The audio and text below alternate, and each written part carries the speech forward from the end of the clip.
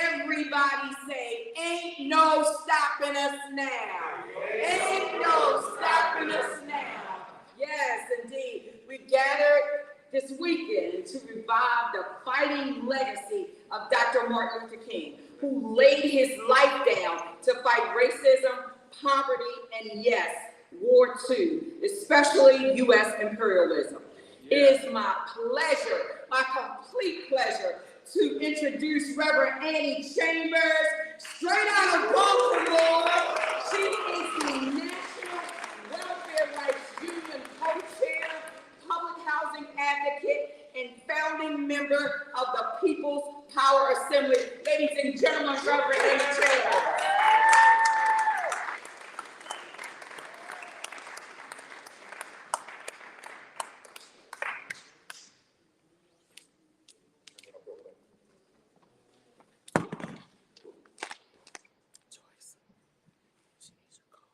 Good afternoon.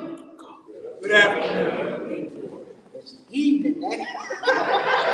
0315. I'm so glad to be here with you and grateful to the power on high for allowing me to still be in the fight after 62 years. Yeah. And continue. Well, when I was asked to speak, I always pray on my speeches, and especially about the war and the things that go on. Let me tell you, we live in one of the most warmongering countries in the world, and that's America. We, whatever, let me stop saying we, because I'm not a part of this garbage. Yeah. But America goes around stealing, killing, and robbing all over the world. My. And now we're in a dilemma that while we should be trying to talk peace and help make peace, and we're in the situation that we can't do it in this country, we talking about war. We're giving out mass destruction, war, material to other countries to kill and to just rob and to do the things that we're doing. When they asked me about the war, I said, let me tell y'all something. I've been in war. I think I come out my mother fighting. Because America, my war has always been fighting for justice right here in America. We need to talk about, we got billions to spend to give someone to fight a war. And I'm talking about Ukraine right now. Okay, we got billions to spend, and people falling dead in the street. Yeah, how about that? From COVID. People falling dead in the street now from the conditions of no housing. Yes. No food. And we living in America. Right.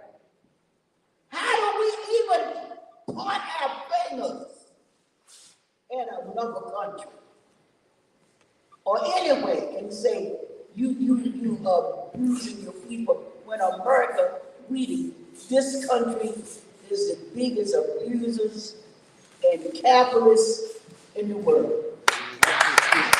America is the biggest capitalist country. We will sell our mothers for $1. Yes. We will sell our mothers for $1.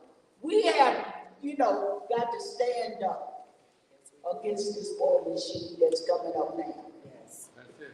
And we got, I know we're close to Dr. King's birthday, but y'all know what really, we were out there fighting and marching.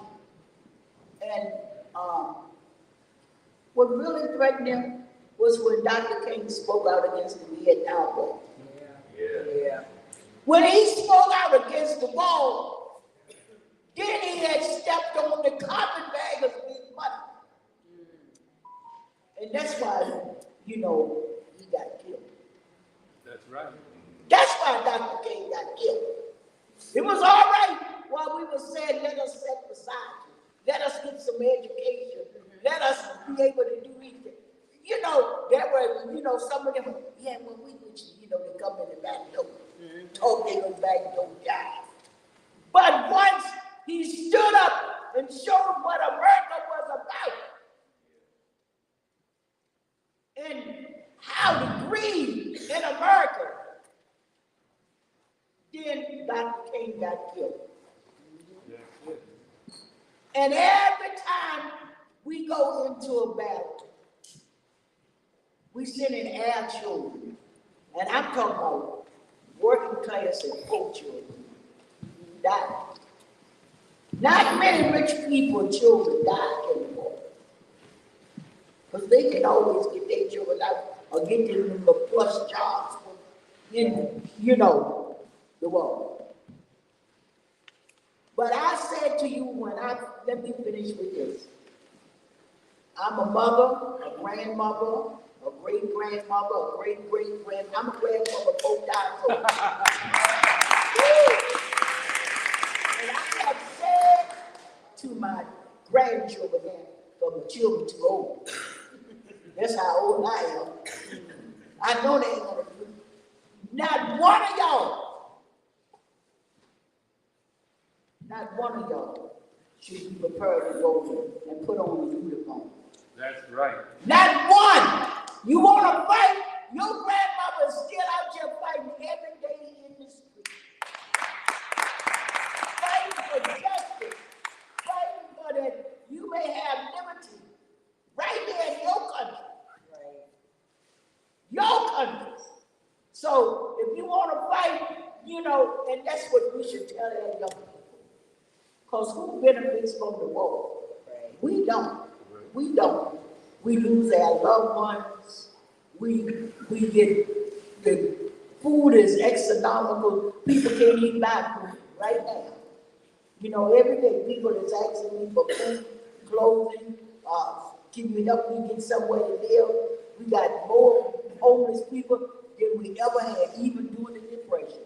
Isn't that something? So if we want to say, let's stand up, and with this we must say, no more war! No more war!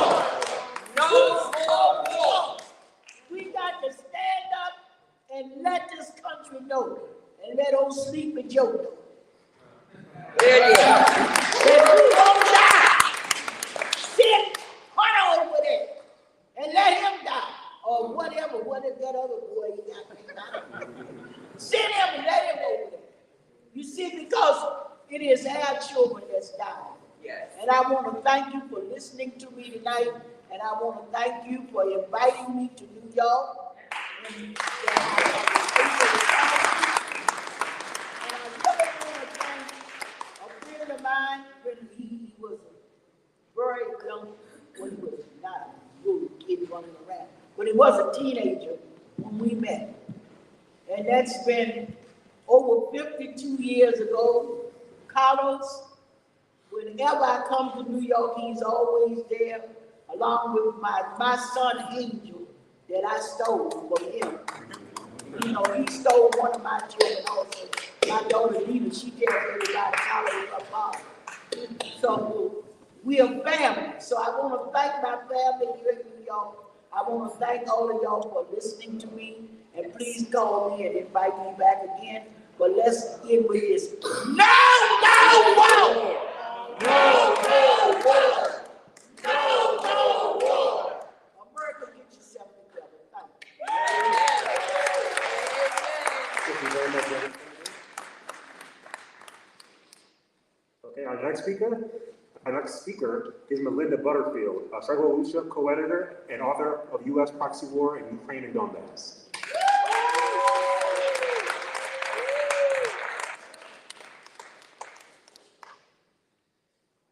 friends, siblings, and comrades. Tonight I'd like to take you on a little thought experiment. First, I want you to imagine that there's been a far-right takeover of the US government, supported by violent white supremacists. But sadly, that's pretty easy to imagine these days. Next, I want you to imagine that people all over the country rose up to protest against this coup.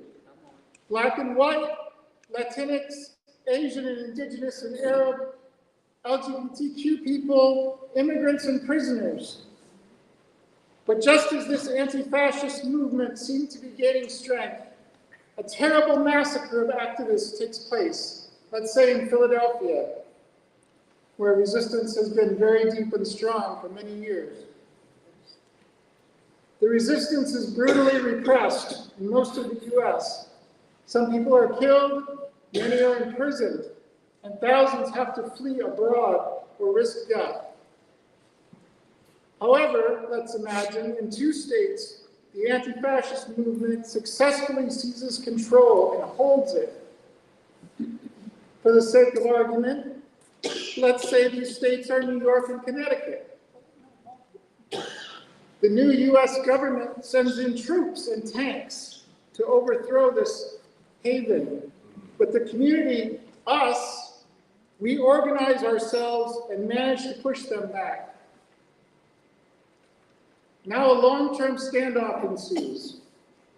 Many of the threatened activists from around the country come to New York and Hartford to help strengthen the resistance. Now imagine this state of affairs continues for 9 years.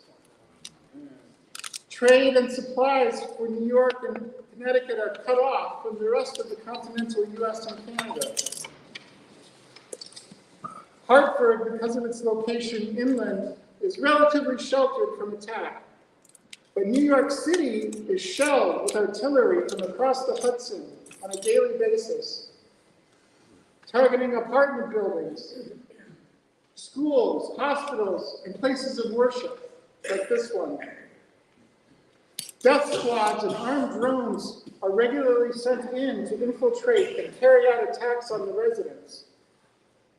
Overseas allies of the regime in Washington send it more and more weapons.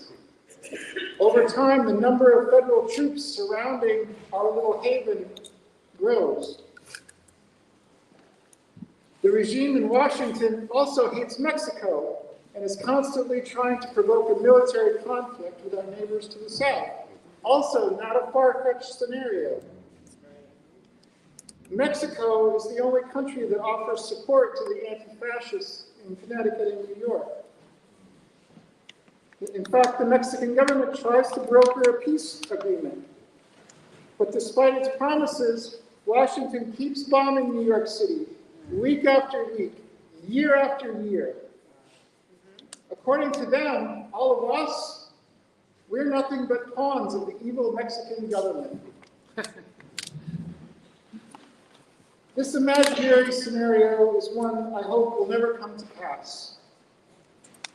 But I ask you to consider it because I want everyone, just for a few minutes, to put yourselves in the shoes of people living in the Donbass, the former eastern regions of Ukraine called Donetsk and Lugansk. What I just described is reality for people living there, since a US-backed coup overthrew Ukraine's elected government 9 years ago in 2014. Now let me tell you about a dear friend of mine in Donetsk named Sveta. I haven't seen her and her husband for a few years, since before the latest escalation in the war.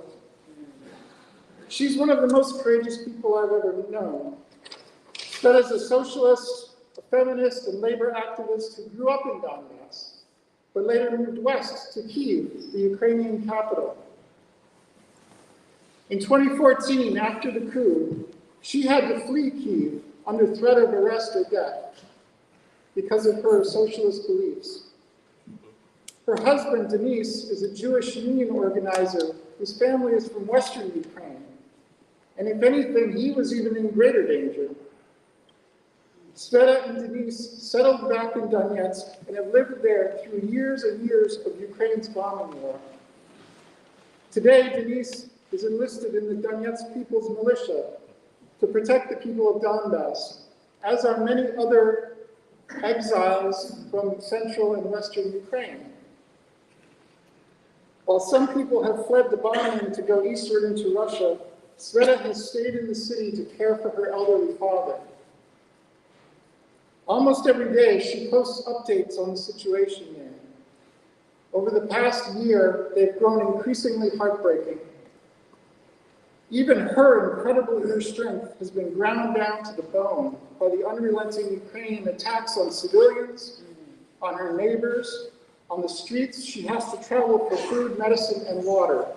Yes, water, because people have to severely ration water since Ukraine cut off the city's main source. Every time it seems like there might be an end to this nightmare in sight, a new, more powerful weapons system supplied by the United States and NATO gets into the hands of the neo-Nazi Azov Brigade and other Ukrainian military forces north and west of the city. Just yesterday, a grocery warehouse in Donetsk was attacked with NATO-supplied weapons, killing a worker and wounding 4 others.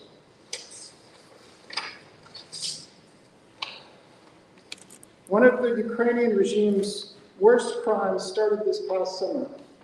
Their army began scattering small landmines called petals all over the city. They're about the size of the palm of your hand. They're colored and shaped to look like leaves.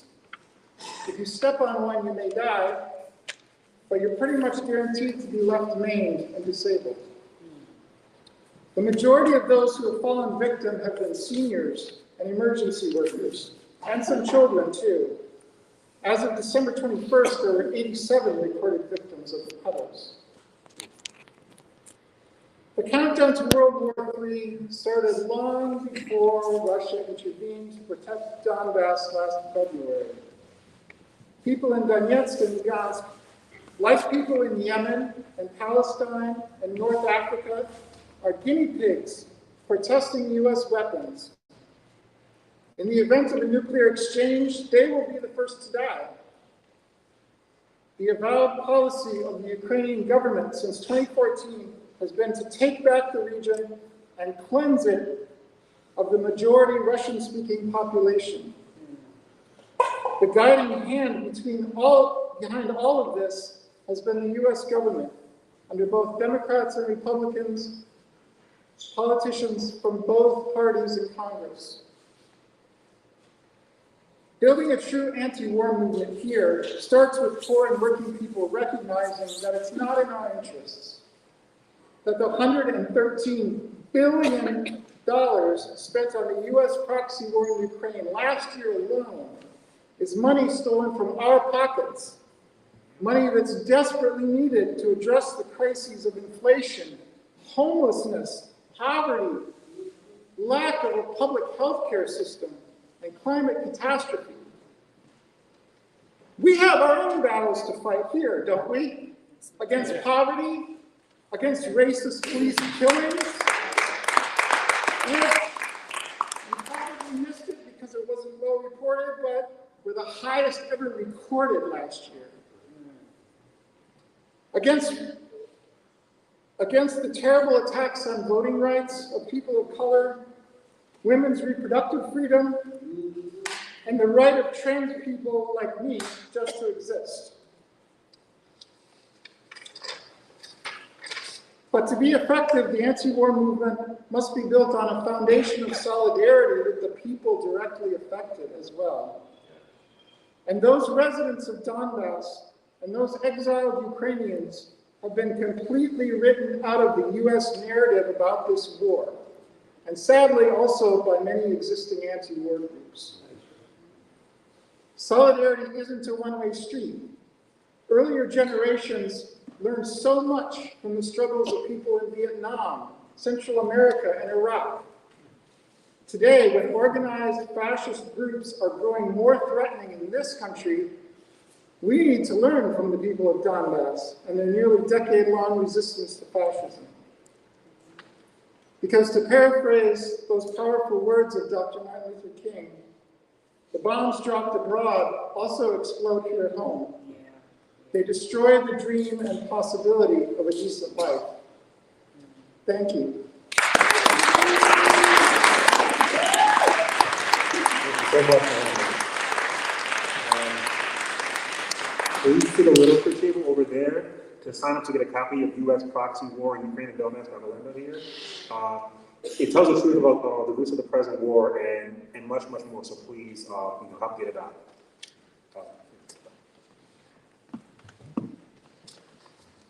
Down with white supremacy! Down with white supremacy! Down with white supremacy! Ladies and gentlemen, our next speaker is the outspoken critic of U.S. imperialism and white supremacy, Margaret Kimberly, executive editor, Black Agenda Report. Ladies and gentlemen, Margaret Kimberly.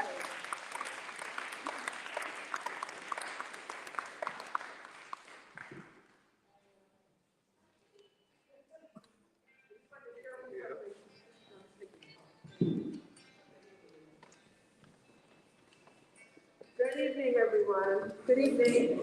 I was debating whether to take my big signs, but I'm going to, yeah. Yeah. Open it. There we go. Yeah. NATO equals white supremacy.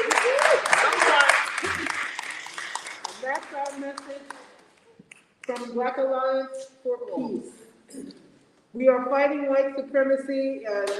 People sometimes think that it's some, knuckle dragger who ran into the Capitol on January 6th. But we're talking about the whole system, from the Congress, to the President, to the Pentagon, to that, to the military, industrial complex. Thank you. You don't have to speak.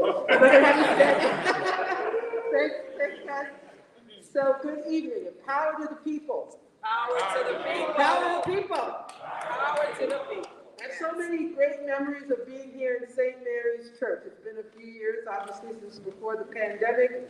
I'm thinking of my mentor and comrade, the late Glenn Ford, and other folks who've, St. Mary's welcomes, as we've already heard, welcomes the people into this house. This is the beginning of the Martin Luther King birthday celebration weekend. Let's give it up. And we have his photo on the flyer, of course, and this is just one action among a week of actions called for by the United National Anti-War Coalition. But a lot of people claim to honor Dr. King when they do nothing of the sort. On Monday, when his birthday is celebrated, community centers and churches will be packed with politicians who helped to increase our military budget to more than $800 billion, which is about half, some say a majority, of all discretionary spending. But we're not like that. We're here to declare our opposition to those things that King opposed. We don't care that one of the people who looks like him is the Secretary of Defense, Lloyd Austin. We aren't impressed when the killers in chief are black. Right. We've seen that movie and we know how it ends. Yes. But if we're going to call for actions in King's name, we must be as uncompromising as he was. And we have another opportunity in a few months to remind the world of what he meant. On April 4th, 1967, King spoke at the Riverside Church, which is just a few blocks from here. And on that day, he publicly broke with President Lyndon Johnson and opposed the Vietnam War.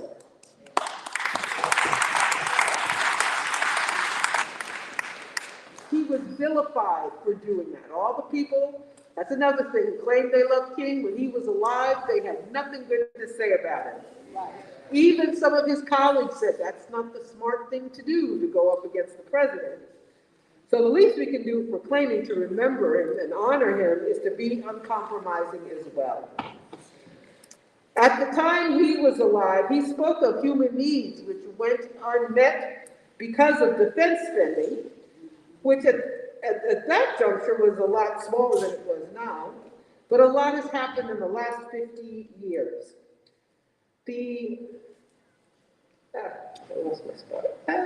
Neoliberalism has taken a firm hold on this country, and the lords of finance capital have complete control of the government. And austerity, which is not just spending less on the people, but making their immiseration, impoverishing them, actually being public policy. The end result is that the U.S. has spent $100 billion and counting on funding, mostly for defense, to use Ukraine as a proxy weapon against Russia. When King was alive, there was still a Soviet Union, but it was destroyed, and the collective West, as it is called, has been dedicated to weakening Russia and making it a cash cow to be stripped of its resources and assets. And thus we have a deadly conflict in Ukraine, where, as Melinda said, thousands of people have died since 2014, when the Obama administration and right-wing forces in that country overthrew the elected president. And many people have died in the ensuing war and attacks on the Donbass, which happened far before February 2022. But there's a frenzy of war propaganda in Washington, such as we saw with Zelensky's recent speech in Congress. Very little, if anything, is said about the people's needs. To my knowledge, Joe Biden has not spoken once on the issue of the unhoused across the country. But there's no big secret about how to address that crisis. Build houses. Right. How about that? But a country where Raytheon rules is not going to house poor people. And the system functions as it was set up to function. So reformism is a dead end. And so is expecting the electoral process to work for the people. I find it funny that liberals and progressives sneer at the right-wing Republicans who held up the vote for Speaker to make sure their demands were met. Now, these people don't want anything I want, but apparently neither do members of Congress who claim to want what I want. Every time they have the opportunity to speak up on behalf of things they claim to care about, they don't. And I say this to say we know not to put our faith in them. We put faith in ourselves and our organization, which is why we're here tonight.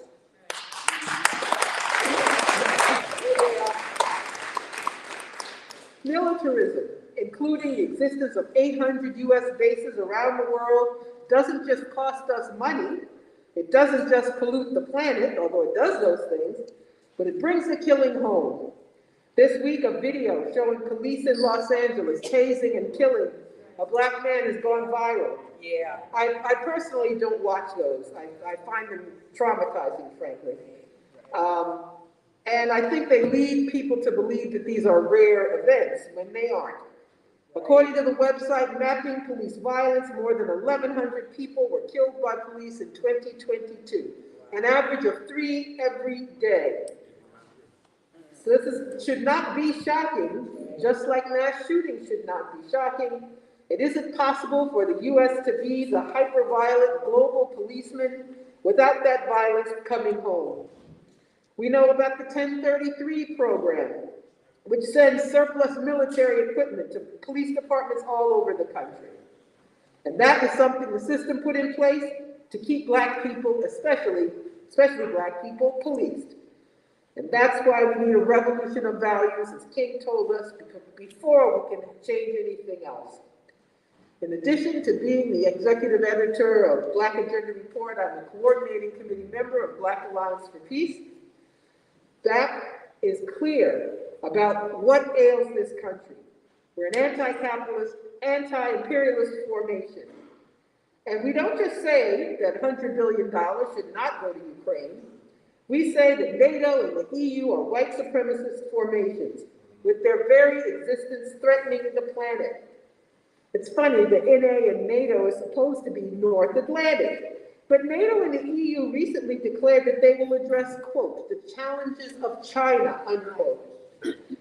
I guess they're actually being honest for once. They're imperialist structures who work alongside the US and think they have a right to go anywhere on the planet and interfere anywhere they want. BAP has said NATO is an illegitimate, aggressive structure in the service of Western imperialism and does not deserve any support from African, Black, and colonized people, unquote. Last week, the NATO General Secretary, Mr. Stoltenberg, actually said, weapons are in fact the way to peace. I guess he read Orwell before he spoke. But anyway, I'm summing up now, my friends, and saying we know that the oligarchy rules here. And that's why we have all these ills that I mentioned. But I don't say that to imply that we should give up. We didn't come here tonight to be defeatist, but to be clear that we must be revolutionary. We don't have a choice. Dr. King told us that. Thank you so much.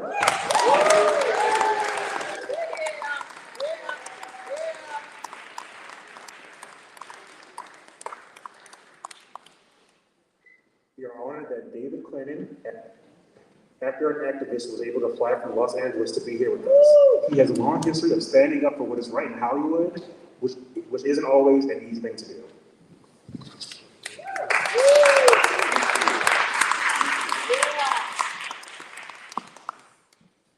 Mendacity. Am I reaching to the back? Can you hear me in the back?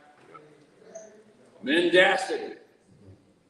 For me, the big story of 2022 was not the war in Ukraine. The big story was this overpowering, overwhelming tide of official mendacity about the war.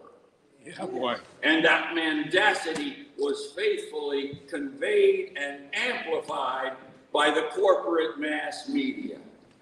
I'm a creature of the media myself.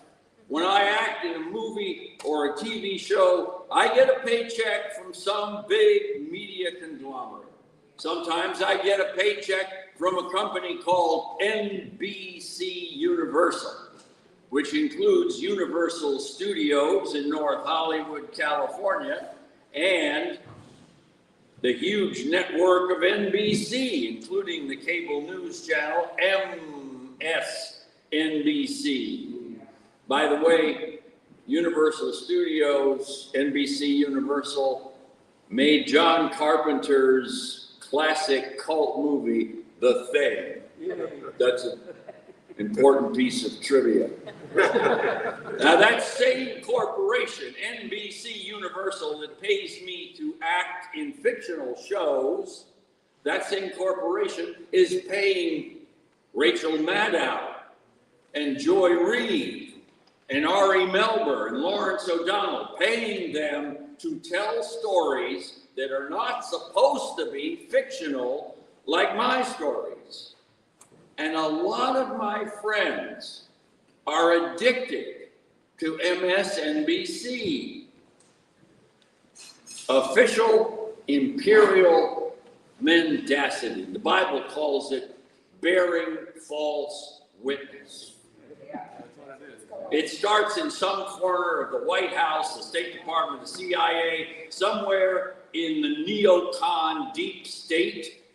Some official of the empire proclaims that day's story, and the story, including the lies, is polished and embellished and amplified and broadcast by my fellow NBC Universal performers, Rachel, Joy, Chuck Todd, Nicole Wallace, Ali Velshi, and so many others.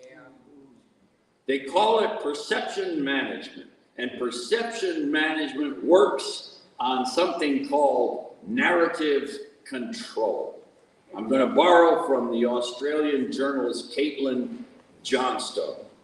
We are swimming, not quite drowning, in a sea of the most sophisticated and expansive mass-scale perception management operation that has ever been devised. January 2022, 1 year ago, I'm watching the approach of disaster, like an oncoming train bearing down on me and all of us, suspecting that this looming disaster could still be avoided, easily avoided, but witnessing that hardening intransigence of Antony Blinken, Joe Biden, and every single talking head on MSNBC and CNN, daring Russia to take action, forcing Russia to make an impossible choice. But that wasn't the official story. Perception management, our government, our media, managing how we perceive things, especially the way we see the crisis in Ukraine. They say, let us, your government, your media, New York Times, MSNBC, let us tell you the real story. We got the best narratives. We got the best writers. We give you narratives that are compelling and easy to swallow. And they were good at it. And I had to wonder, am I crazy? Am I having a mental breakdown? Because I'm seeing two dramatically different realities clashing.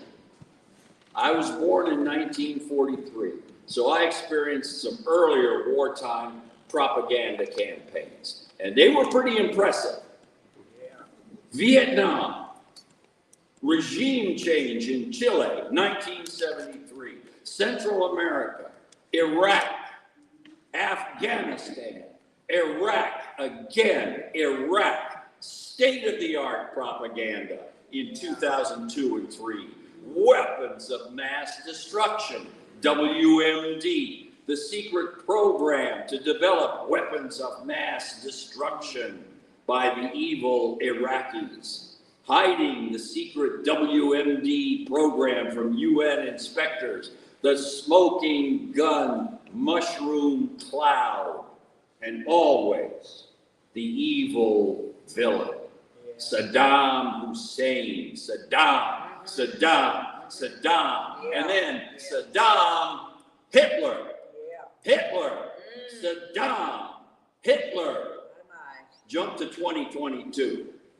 The videos of the war in Ukraine were grim, but what was truly terrifying for me was to be closed inside, trapped inside a false reality, which kept telling me that the horror of war had to be blamed on Russia and its insane, satanic, tyrannical despot, Putin. The autocrat Putin, the all-powerful dictator, the incarnation of evil, insane Putin, Hitler, Putin, Hitler. The sheer pervasiveness and total consistency of U.S. imperial mass media propaganda was unprecedented in my lifetime.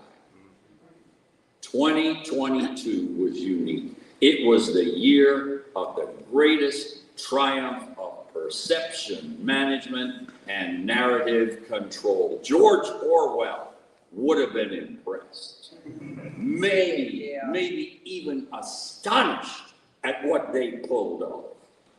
And remember, the foundation for this propaganda coup had already been laid beginning on the night Hillary Clinton lost her presidential bid to Donald Trump. That foundation was Russiagate.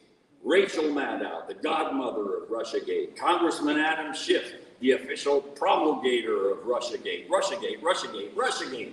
I had to keep asking myself, am I just a lone dupe, a victim of Russian propaganda? Am I the only one who sees something different from what the media are telling me to see, what I'm supposed to be seeing? Am I alone in thinking, wait a minute, this doesn't add up? Well, we're going about our lives under the Stephen King science fiction dome of mendacity. Bob Dylan. The princess and the prince discuss what is real and what is not. What is real? What is not? Well, thanks to publications like Struggle La Lucha, Thanks to the United National Anti-War Coalition. Thanks to the Black Alliance for Peace. Thanks to Covert Action Magazine. Thanks to individuals like Alexander Mercouris and Garland Nixon and Ray McGovern and Scott Ritter and many others. Thanks to all of them. I know that I am not alone, and you know that you are not alone. Thank you.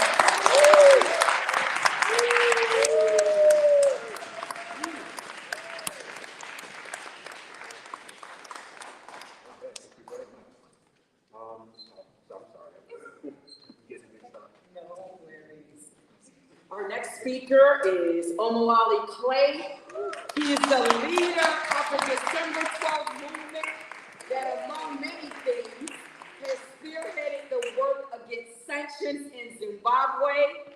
He has stood up for the rights of workers here and abroad. Ladies and gentlemen, Omowale Clay.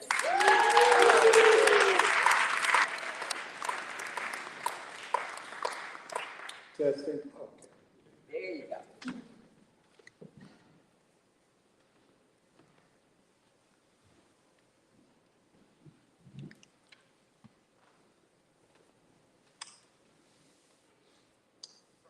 At the very same time that America refused to give the Negro any land, through an act of Congress, our government was giving away millions of acres of land in the West and the Midwest, which meant that it was willing to undergird its white peasants from Europe with an economic floor. But not only did they give the land, they built land-grant colleges with government money to teach them how to farm. Not only that, they provided county agents to further their expertise in farming. Not only that, they provided low interest rates in order that they could mechanize their farm. Not only that, today many of these people are receiving millions of dollars in federal subsidies not to farm, and they are the very people telling the black man that he ought to lift himself by his own bootstraps. This is what we are faced with, and this is the reality. Now, when we come to Washington, in this campaign, we're coming to get our check.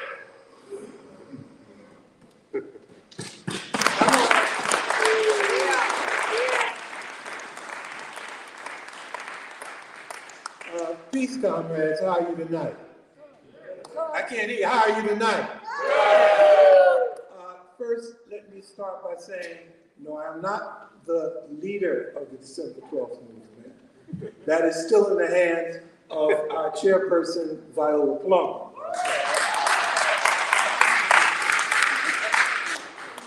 Who brings you her spirited revolutionary unity.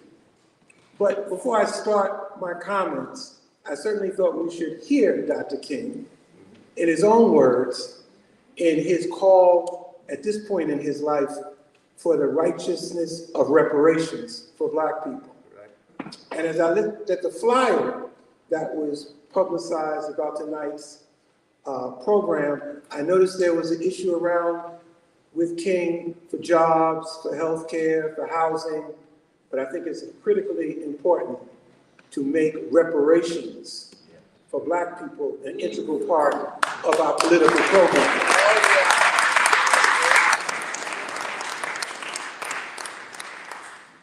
The December 12th movement just celebrated its 35th anniversary. We were very,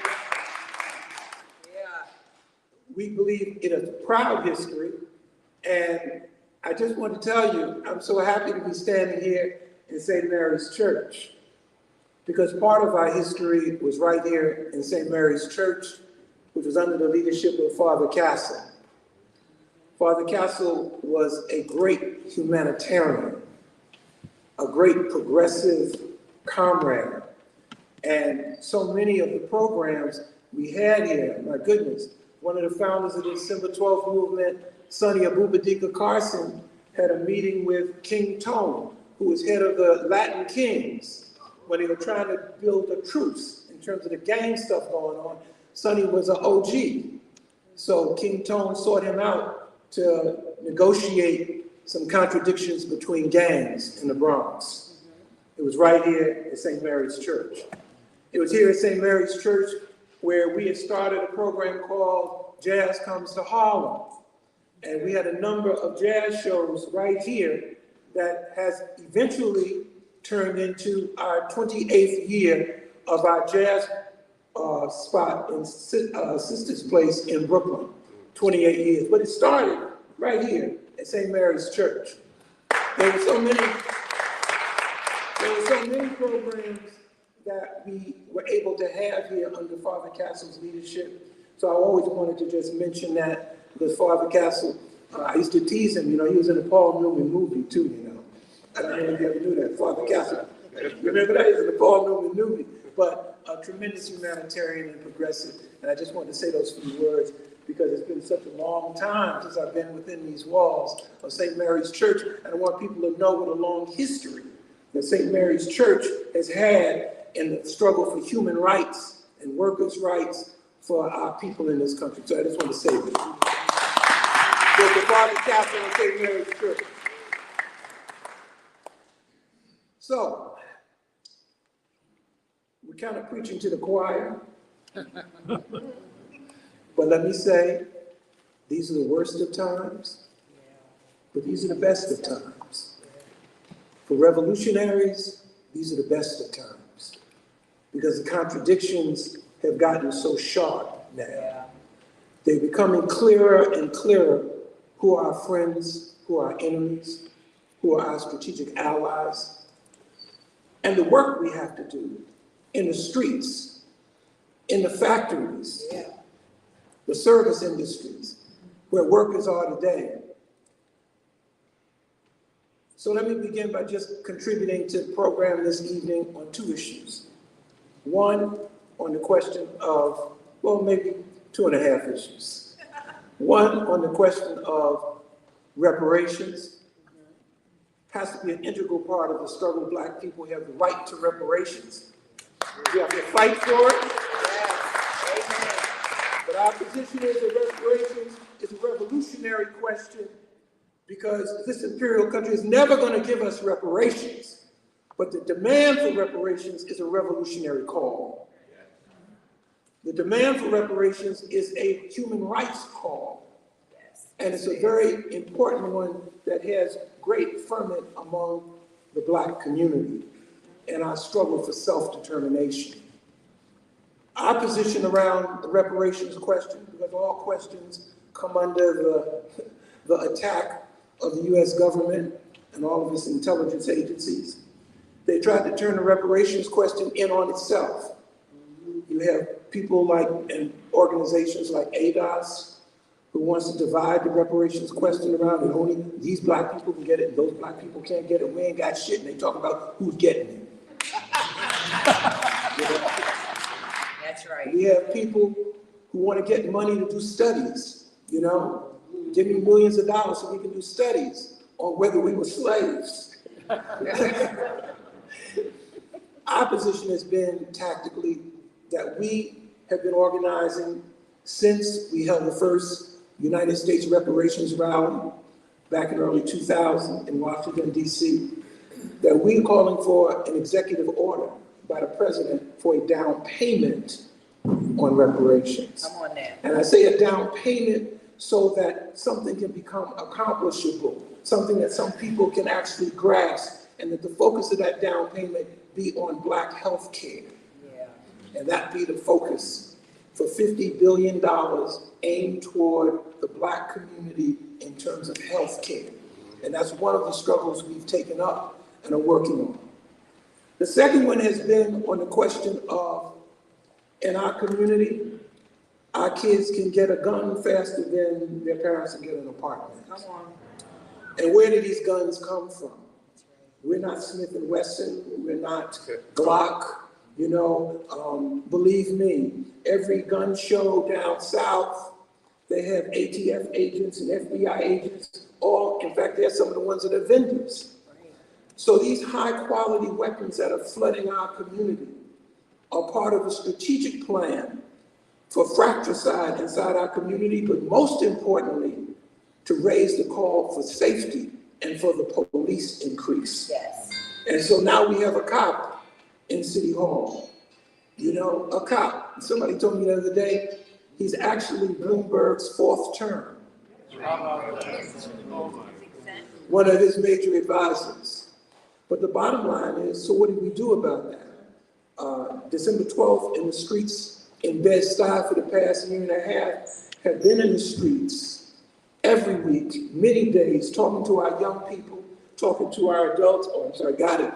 And one of the things we fought for that just recently, even the DA said, shootings in Bed-Stuy have reduced by 42%. And we're claiming that shit from our work.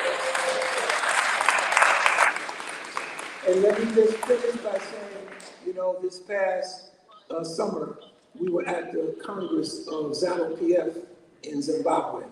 And let me just say very quickly that when the United States called for unity among African countries to support their war in the Ukraine, they were fooled because they think we're still fools to believe that everything that they do is not just sugar-coated bullets. And so they were shocked to find out that African leaders, a significant number, said we're not down with that. Because China and Russia have actually been doing concrete things to help to build up our infrastructure.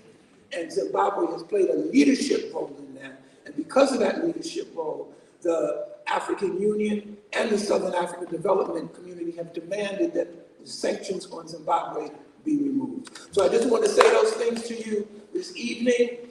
Fight on. The struggle is in the streets. Never give up. These are the worst of times, but for revolutionaries, these are the best of times. Thank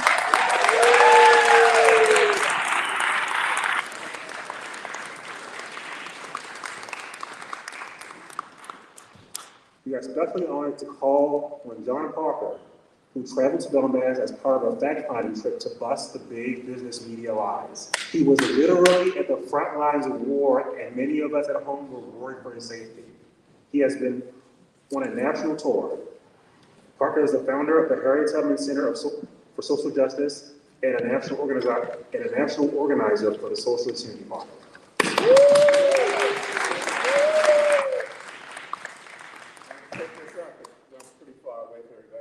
But Wally, I know where we can get that 50 billion from. Melinda, you said 113 billion for Ukraine for white supremacy and war. There you go. 7 days prior to February 22nd, the Ukrainian military had increased their bombing of the Donbass region 20-fold and had amassed 150,000 troops ready to commit genocide. That is undeniable. And the only thing that stopped that genocidal massacre was the Russian intervention that was requested by both the Lugansk People's Republic and the Donetsk People's Republic. But in spite of stopping a massacre, which is kind of important, we're being told that we should condemn Russia for various things, and one of them being maybe they helped unify Europe. Well, regarding that, Thierry Messon, who used to be a political consultant for Syria and Libya, so he's kind of an insider in geopolitics. He's also the founder of Voltaire Network, which is a very good source for news. It comes out of France. He wrote an interesting editorial titled, "The World Order Already Changed in 2022. Now he writes, everyone is now beginning to think for themselves. We are not yet in the multipolar world that Russia and China are trying to bring about, but we are seeing it being built. It all started with the Russian military operation to enforce Security Council Resolution 2202 and protect the entire Ukrainian population from its integral nationalist government." Now, why is he saying that? Well, he goes on to mention the former European colonial African states who now want the Russian army to ensure their security. They reflect the view of much of the world that is fed up with the US war on terrorism, that is actually creating and supporting terrorists in their countries when it suits them. They are also concerned about the huge transfer of weapons destined for Ukraine, but winding up on shopping sites for terrorists on the dark web because of the corruption of Kiev. Now, India and Iran are working hard with Russia to build a transport corridor that will allow them to trade despite the US and Western Europeans' illegal economic sanctions. Already, Mumbai is connected to southern Russia and soon to Moscow and St. Petersburg. Beijing is building roads in Eurasia from east to west. None of these relationships are imperialist relationships. They are not exporting capital. They are helping developing countries build up their infrastructure for mutually beneficial economic interests, unlike the financial gangsters of the West, like the IMF and the World Bank. See, if the glasses you wear only direct the light into your eyes from Europe, giving a Eurocentric view of the world, you don't see the global South. You don't see that countries in Africa, Latin America, and Asia have a different view and collectively can have even more of an impact on the world than Europe. But I don't want to give the impression that Europe is united either.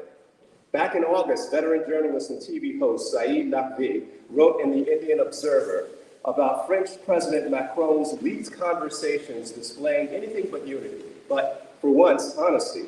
He said basically that the Western hegemony may be coming to an end. France, the UK, and USA, he said, contributed to the world in this way. France is culture, England is industry, and America is war. He then criticized wrong choices made by a series of US presidents from Clinton on. He also said China and Russia have achieved great success over the years under different leadership styles. Then mentioned how China lifted 700 million people out of poverty.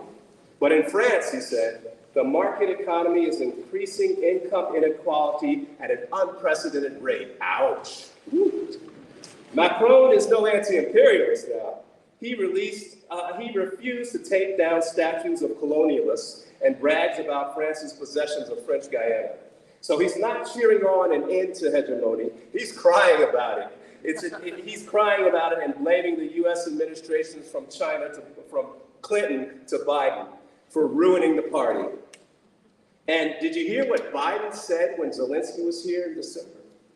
It's crazy. In response to a Ukrainian reporter's question about why the US isn't arming Ukraine with even more advanced weaponry, he said, quote, the idea that we would give Ukraine material that is fundamentally different than is already going there would have a prospect of breaking up NATO and breaking up the European Union and the rest of the world. It gets better. Quote, I've spent several hundred hours face to face with our European allies and the heads of state of those countries and making the case as to why it is overwhelmingly in their interests that they continue to support Ukraine. Talk about arm twisting. Yes. Then he said, they're not looking to go to war with Russia. They're not looking for a third world war. Well, how dare they? Well, he finished up this fiasco by saying this. He said, there's more to say, but I've probably already said too much. Yep, dummy, you did. Now, when you dig even deeper into Europe, you see the tens of maybe now hundreds of thousands demonstrating in Europe against their resources being squandered for a US war in Ukraine and upset about their gas prices and general inflation going up. See, when we talk about unity, we also can't give the impression that it's just the ruling class dynamics that matter. More importantly, it's what's going on with the working class, which, like the non-European majority countries on the globe, is potentially much more impactful on our future. But perhaps instead of focusing on Russia, we should start talking about the people who actually planned the thing. The 2022 National Defense Strategy document from the United States Secretary of Defense is worth a look. The document was blessed by President Biden, who was quoted in the introduction. Now, right out of the gate, it calls China, Russia, Iran, and the Democratic People's Republic of Korea threats to US national security. And this threat must be met by making NATO even more powerful and nuclear capable, especially surrounding Russia. But in terms of priorities, China is the #1 target. The document even goes so far as to say that the US should begin training and arming Taiwan in asymmetrical warfare, which is guerrilla warfare, against China. Good luck. What should we learn? What should we learn from this document and the Pentagon think tank, the RAND Corporation strategy, published 4 years ago planning the provocations that started this war. Well, it didn't matter what Russia did. The imperialists had a plan of action that was determined to cause war by any means. But it's understandable for the confusion because censorship by the Pentagon and social media platforms controlled by the State Department keep vital information out. Sometimes you just have to go there. In the city of Lubizny in the Donbass region, I arrived at a shelter to interview folks who were housed there to escape the shelling of their apartments by tanks. In fact, there was a story in one of the only media outlets allowed to exist in Ukraine today, the Euromaidan Press, about the shelter in Lubizny that I visited. The Euromaidan Press is an NGO partly funded by the U.S. Intelligence's National Democratic Institute, the British Embassy in Kiev, and indirectly by the Soros Open Society Foundation, which funded regime change efforts in Ukraine. Now, they had a heart-wrenching story about a person's parents killed by a Russian soldier simply for bringing food and water to a shelter where people had escaped attacks by Russian soldiers. So Ukraine had created this shelter in Lubizny to keep people safe. Well, I visited the shelter in Lubizny about 3 weeks after this supposed incident. But the people there told me they were there because their apartments were bombed by Ukrainian tanks, not Russian tanks. And while the Ukrainians were being bombed, they said there were no Russians in sight. And they said it wasn't the Ukrainian soldiers that provided them shelter, it was the Russian soldiers and the Lugansk People's Militia that transported them to the shelter and protected them from the Ukrainian military. When I first got to Lugansk, I participated in a conference of religious leaders, Muslims, Jewish, and Christian, and the topic of discussion was how to defeat the Nazi ideology that was growing exponentially in Ukraine. Now, why is it growing so fast? Well, imagine that Biden tomorrow, he erects statues of Hitler's collaborators all over the country. And then he loans buildings for free to white supremacist organizations for the sole purpose of indoctrinating youth into fascist politics with libraries filled with books like Hitler's Mein Kampf, and a gift shop downstairs with cute little keychains with Nazi insignias on them. Then, to add icing on the cake, he abolishes every police department, we'd like that, but then he replaces them with the Klan and fascist white supremacist organizations. Now, I am not exaggerating one iota when I tell you that that is exactly what's going on in Ukraine today.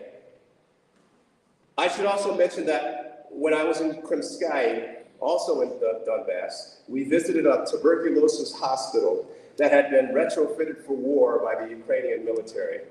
Now, on the wall was a giant swastika painted on it, and next to it was a sonarand, a symbol appropriated by the Nazis in World War II and used today by the Ukrainian Azov battalion.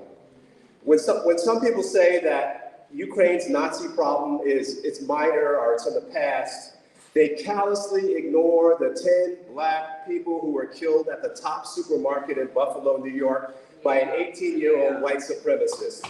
He was wearing the emblem of the Azov battalion, the same sonarand I saw on that wall in Krymskaya. Now, this youth said he was inspired by New Zealander Brenton Tarrant, who killed 51 Muslims in a mosque. In his manifesto, Tarrant wrote that he was in direct contact with the Azov battalion and was planning to go to Ukraine for military training.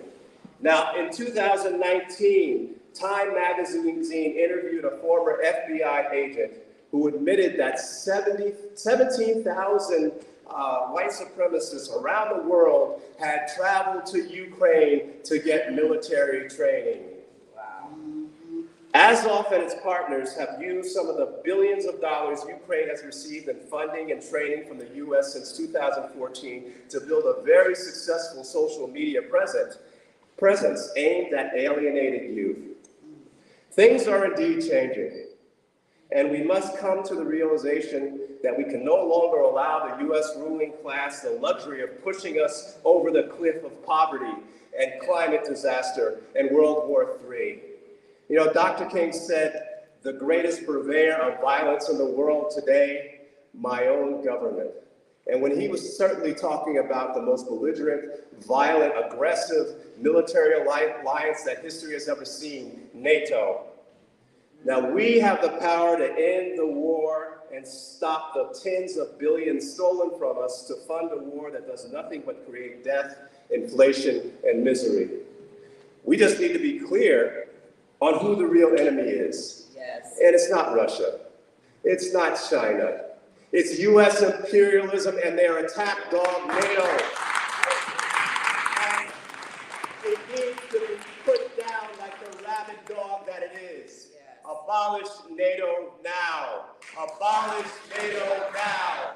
Abolish NATO now. Thank you.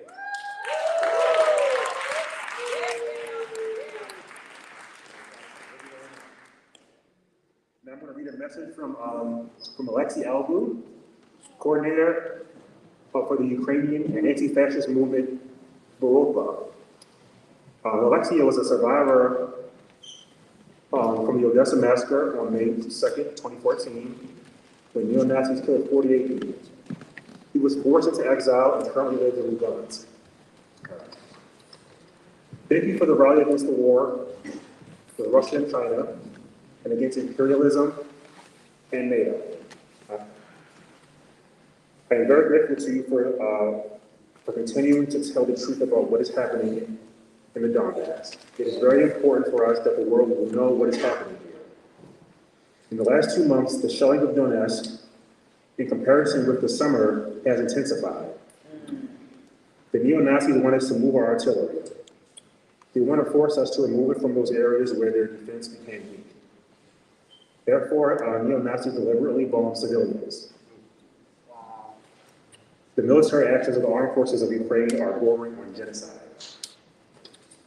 But I am sure that everything will change soon. Good news is already coming that in some areas the defenses of the Ukrainian army have been breached. Our comrades are waiting for good news in the coming months. Please thank all participants of the rally from the people of Donbass, from all the anti-fascists of Ukraine, and from WUBO. No parasan. Oh, sorry, no pasaran. Okay.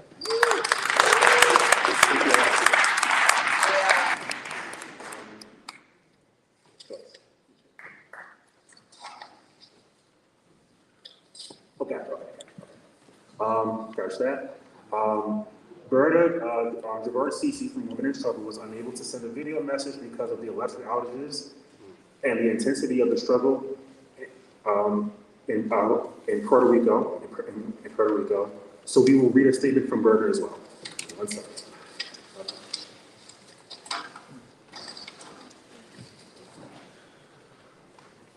I'm sending greetings and solidarity from Puerto Rico to tonight's important event. Puerto Rico is suffering the ravages of privatization.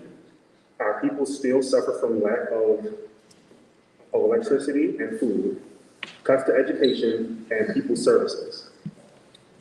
This is a war on Puerto Rico.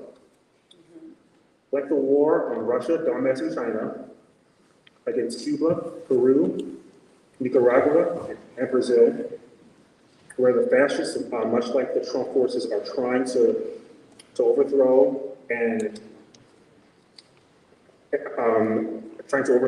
elected government.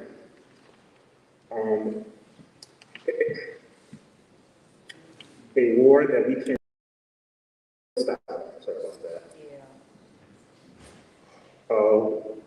We demand the independence. We demand independence for Puerto Rico. Stop U.S. imperialism everywhere. Yeah. I just want to end by inviting everyone to attend a special webinar on January 22nd, sponsored by Women in Struggle / Mujeres en Lucha, to discuss Cuba's new family code and what we can learn. Thank you. Berta Jover Sisi, Mujeres en Lucha, Puerto Rico. Thank you.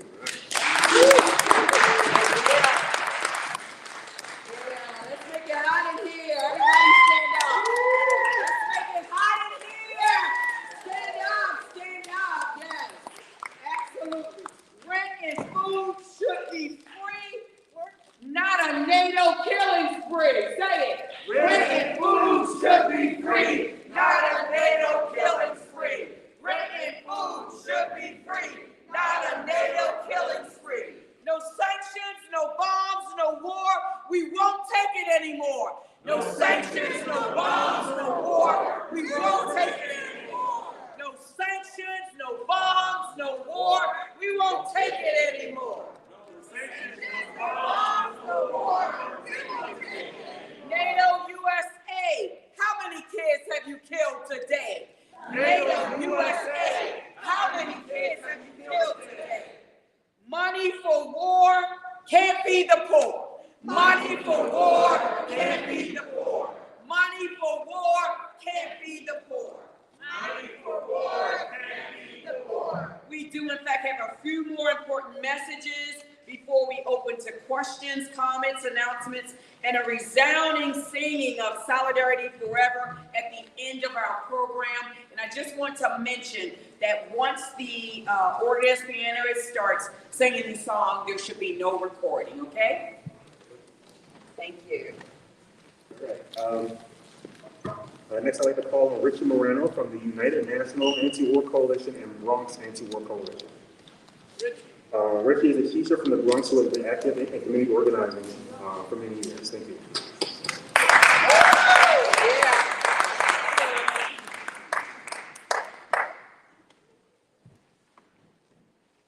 Hello, everyone. Hello. I'm coming from the Bronx, New York. Anybody else here from the Bronx? Yeah.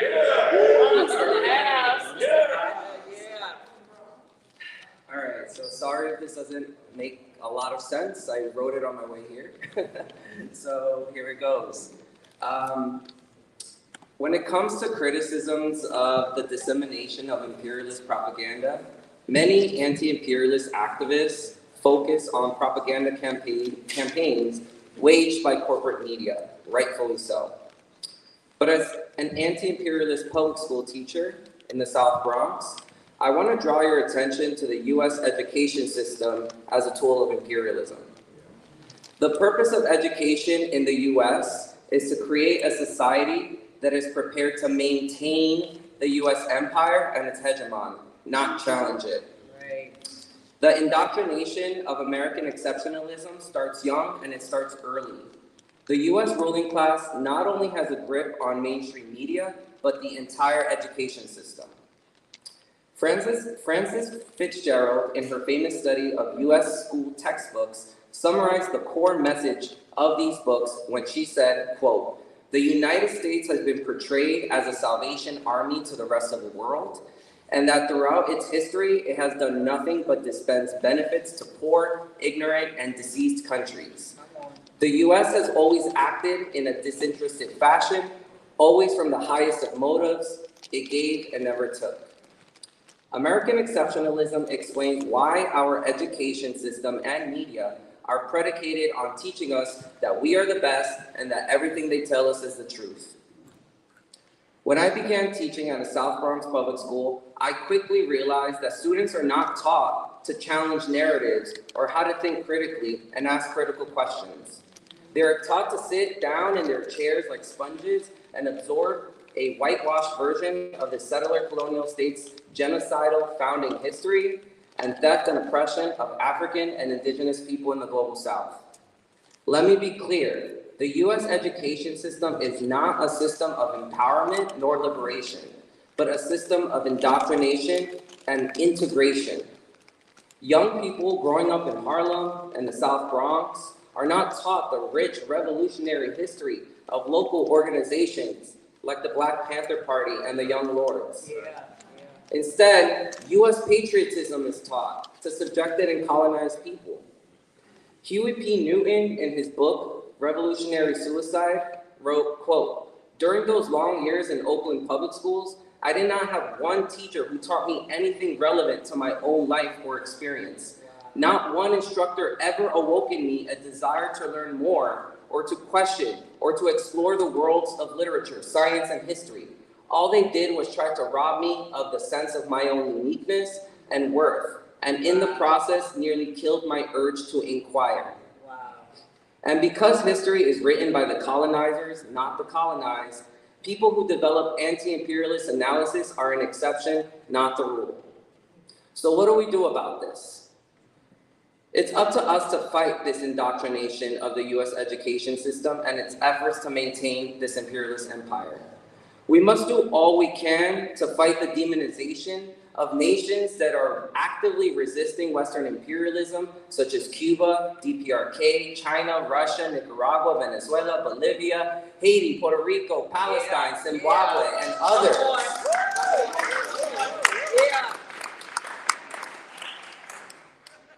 I know it's not trendy to defend China right now, nor will you earn any brownie points for defending Russia's determination to liberate the people of Donbass from Ukrainian and Western fascism. But as anti-imperialists, we have the duty and the responsibility to educate the masses because we know our schools and the media are doing the exact opposite. That is how we grow this movement. Having a conversation with your friends and family and neighbors about how the US empire relies on this demonization of other nations or these so-called enemies of freedom and democracy to justify the nearly $1 trillion annual Pentagon budget is extremely hard. I've been there. It's really hard. It's tough. And you probably won't win someone over in a single conversation due to decades of internalized propaganda from schools, media, and entertainment. But it begins with planting a seed and watering that seed until that seed becomes a flower and that flower sees the light.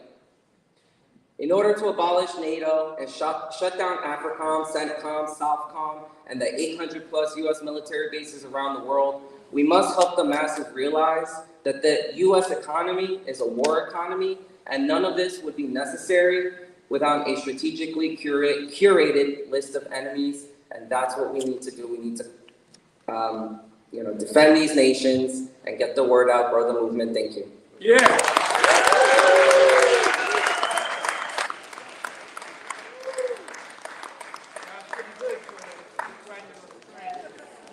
Ladies and gentlemen, freedom is not free. We have a bucket going around. Please donate, donate, donate. The struggle continues. Okay, so now we're gonna have Oronde Shakur, a member of the New York branch of the International People's Democratic Movement. Movement, and I apologize. Ladies and gentlemen.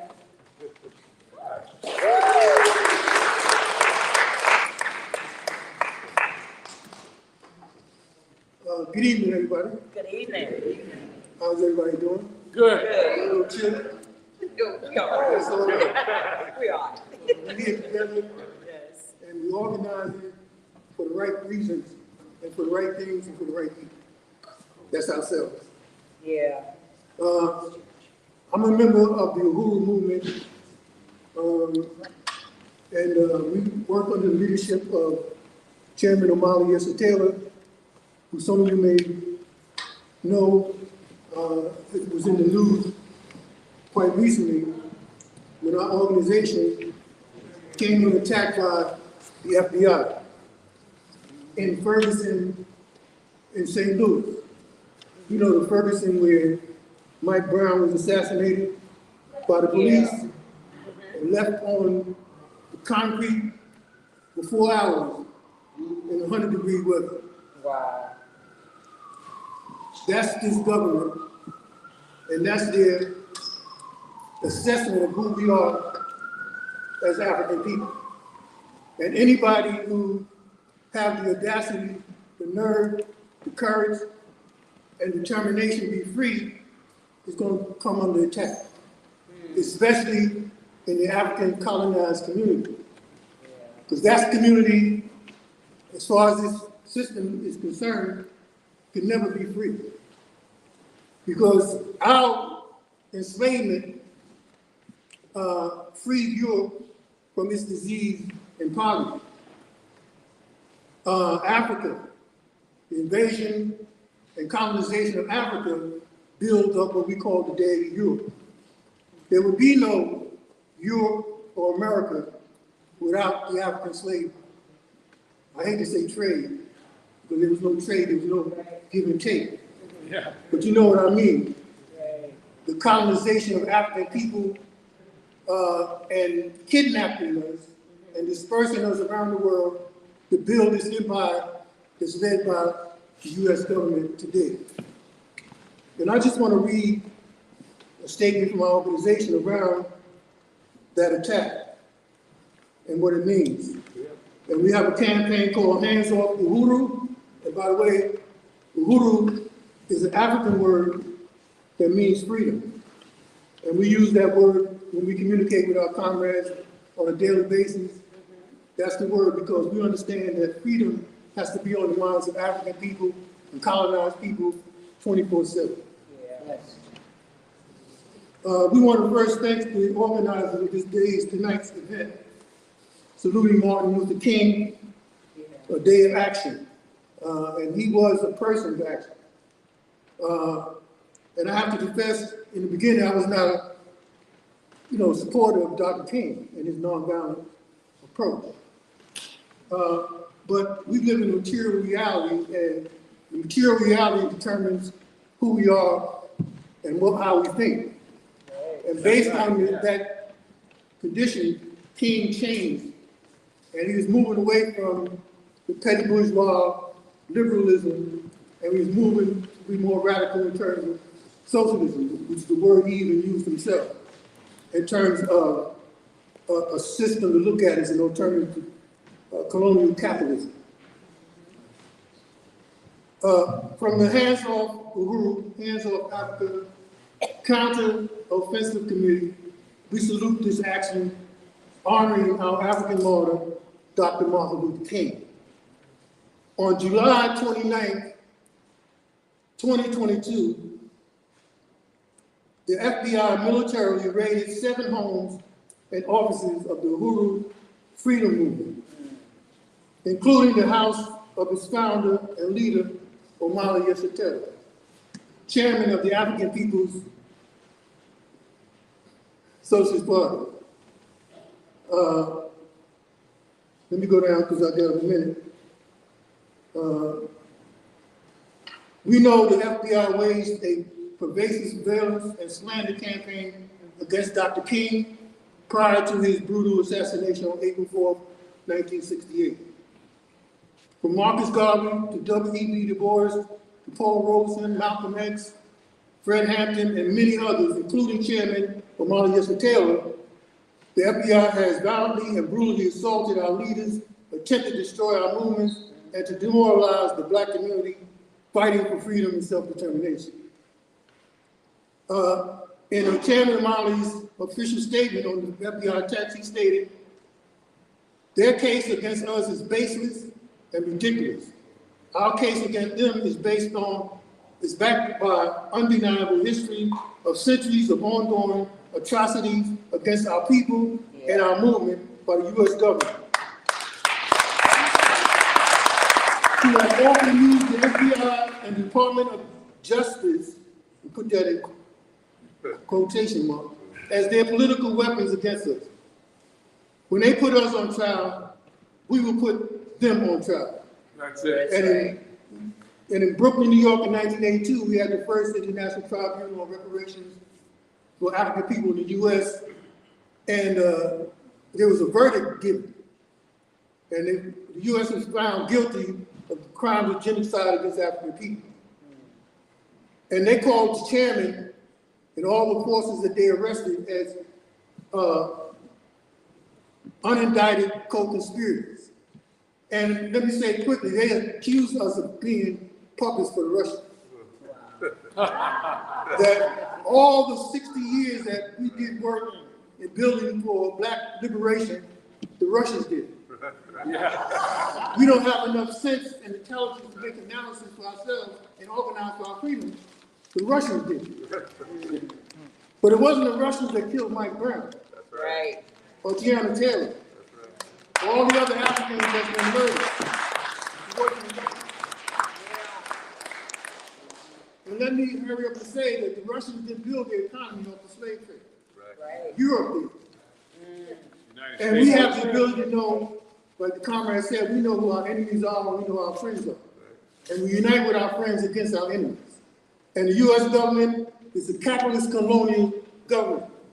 And it's a parasitic political and economic system that sucks the blood from the planet Earth, from all the people on the planet Earth, stealing land, resources, life, self-determination, so that these Americans and Europeans can live high on the hog while the rest of us starve and are impoverished. But in spite of the FBI's effort, and we're waiting for the indictment to come down any day now, this is an attempt to try to force us to retreat from the things we've done. And I just want to take 1 minute to show some of the things that we were doing in St. Louis, in Ferguson. When we went in, the media was there, all these shysters and leaders was out there in front of the media. But when the media left town, so did they. The African People's Socialist Party, the WUBO movement, stayed and has been there since then. Yeah. And we have what we call the Black Power Blueprint, or economic development bonding for the African working class. We're building an independent workforce program for those people who've been incarcerated and will be returning home, will be trained in the culinary arts. We've taken over a lot of properties in that area that's been left dilapidated and falling down. Some we had to tear down and build. Some we're going to turn into a Uhuru Jiko commercial kitchen, a future headquarters for Uhuru Foods and Pies. You may be familiar with that. That's one of our economic institutions, and we have over 50 of those. And one of the things we did in Ferguson that we're real proud of is we built a basketball court. The children were playing in the street, in the traffic, because the government didn't feel that they were valuable enough to build a damn basketball court.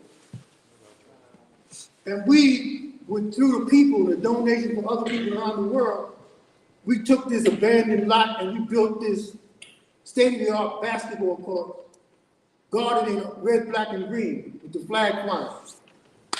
And that's one of the reasons that they attacked us, because we were showing our African working class how to be self-reliant and not wait for this government who will never, ever, like Comrade said, to give us our reparations, our due. Those things have to be taken. You know what I mean? And they got that wealth at our expense. And for us to be free, it's going to be at their expense. You know what I mean? So I have some flyers here I'm going to give out when I sit down. If you want to participate in our defense campaign, you want to get called the chairman to come and speak at your group, etc., the information will be on these flyers. And just to end, Sekou Touré said, when you are praised by the colonists, it means that you are bad for your people. Yeah.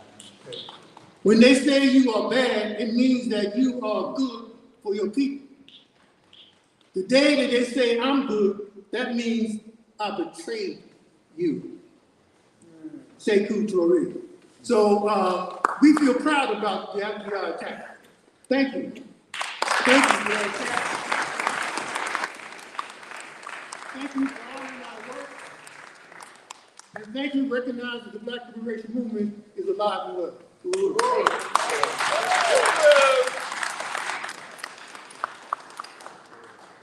Next, I'd like to call on Jessica Stewart from the Freedom Road Socialist Organization. FRSO has been on the front line of opposing U.S. imperialism.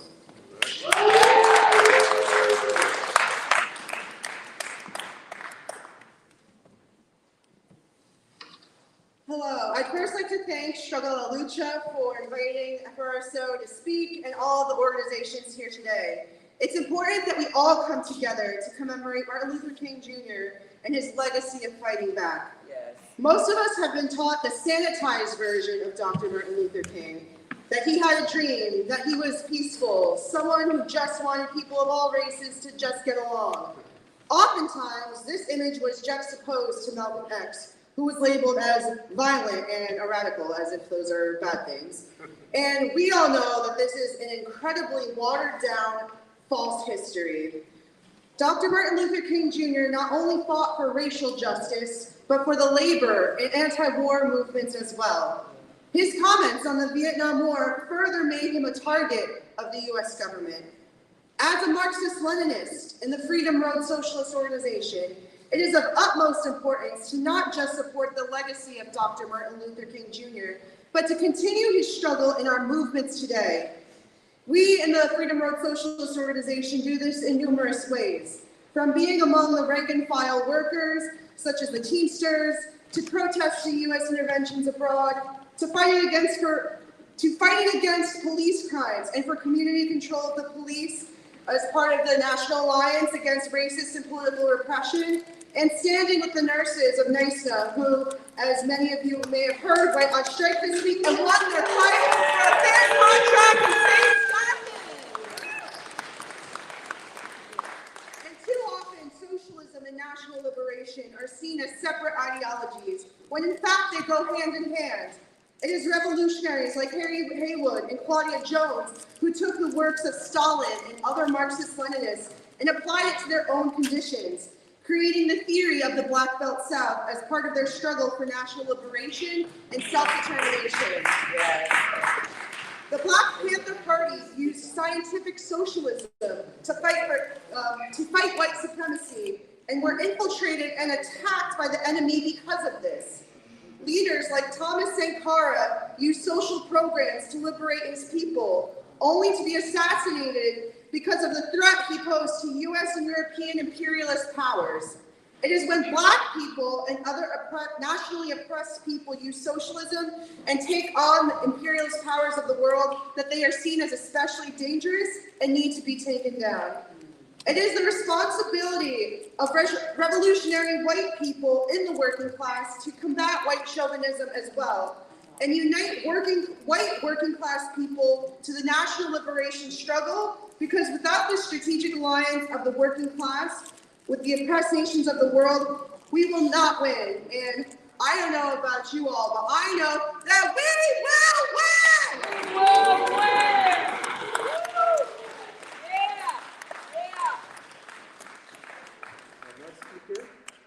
Is Michaela Martinazzi. I'm sorry if I'm pronouncing that wrong. Michaela is the Northeast Steering Committee member and co-chair of the New York International League for the People's Struggle, ILPS. Good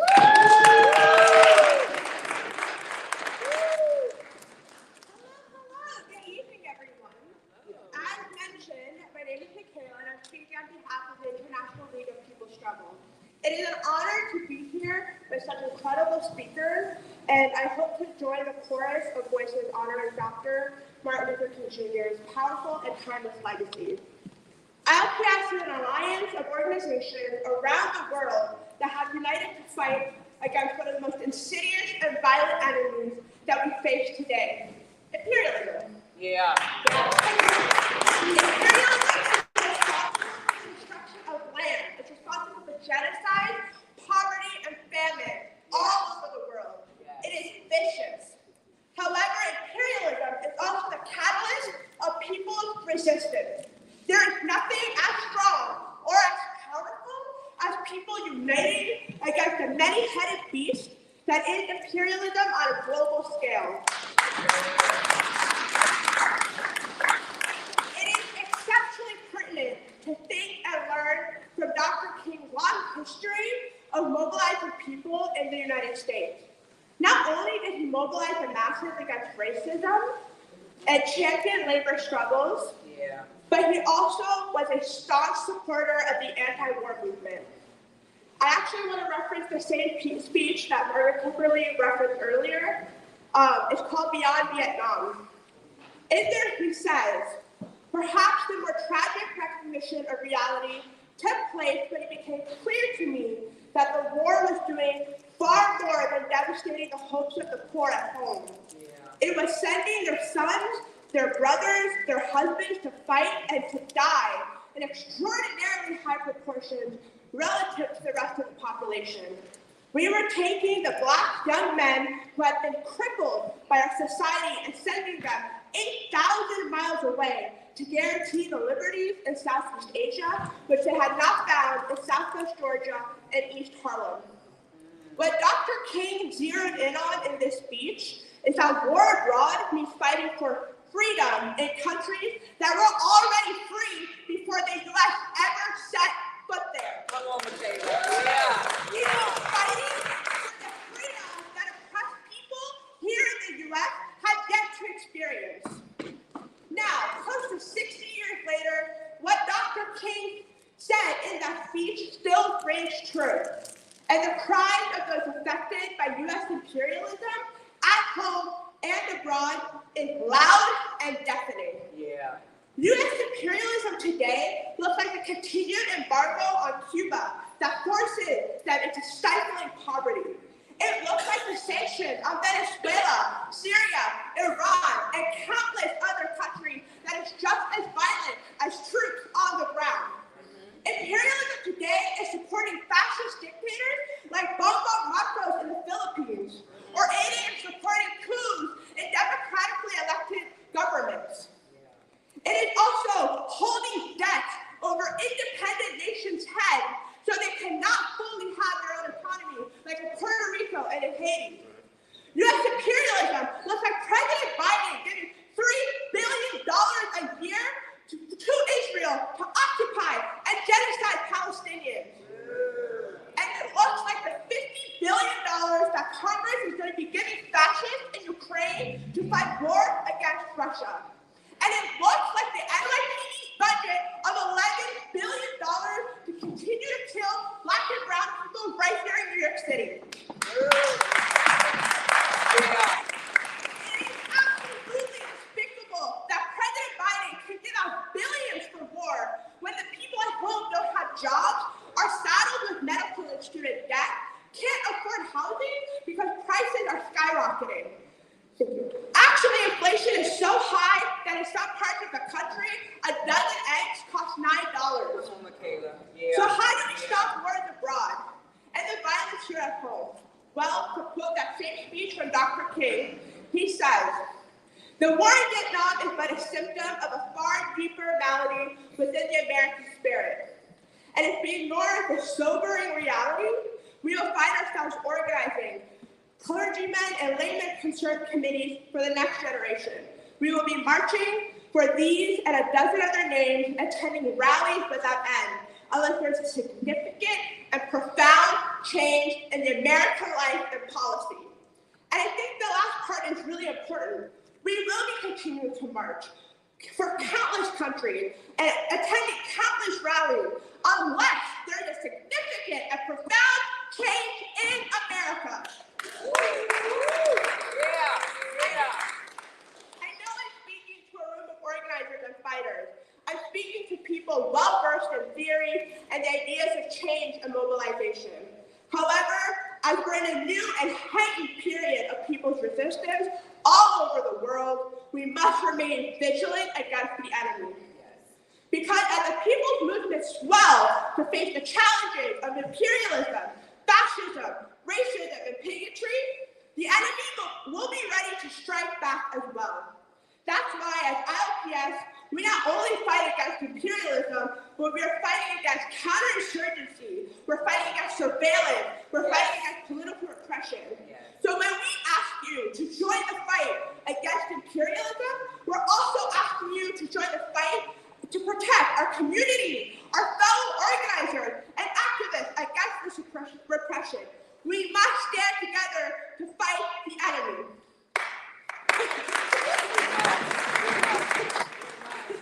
We have a massive and tumultuous battle ahead of us. Let us lean on each other, let us lean on solidarity, let us win this war as one. Long live the legacy of Dr. Martin Luther King. Long live international solidarity.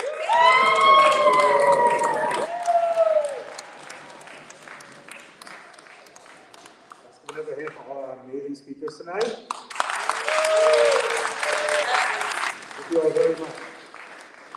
So, how are y'all feeling? Do y'all think we can do a Q&A tonight? Do folks want to do that?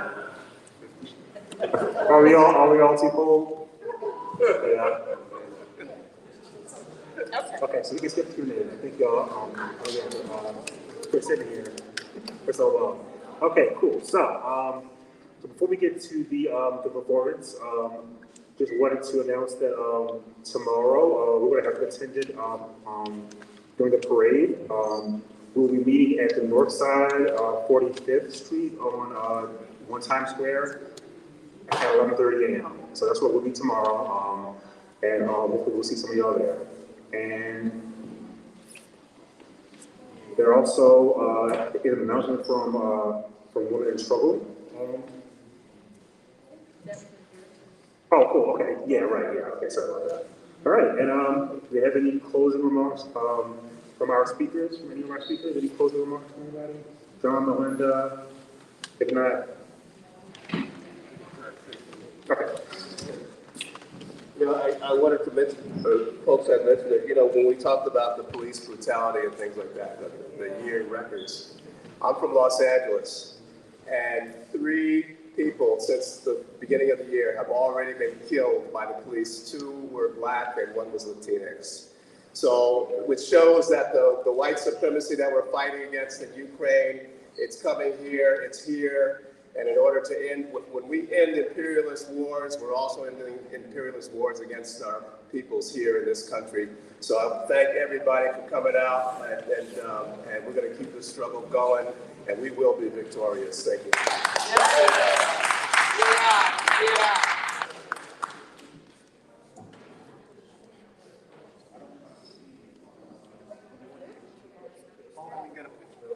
Can we get a group picture? Can we get a group picture? Just wanted to let you know that the host of this show appreciates the time that you've spent with them. Now, don't forget to like, share, comment, and subscribe to our channel so you can keep up with everything that we're doing. And most of all, thank you for tuning in to What Up Baltimore online radio, where the people have the power.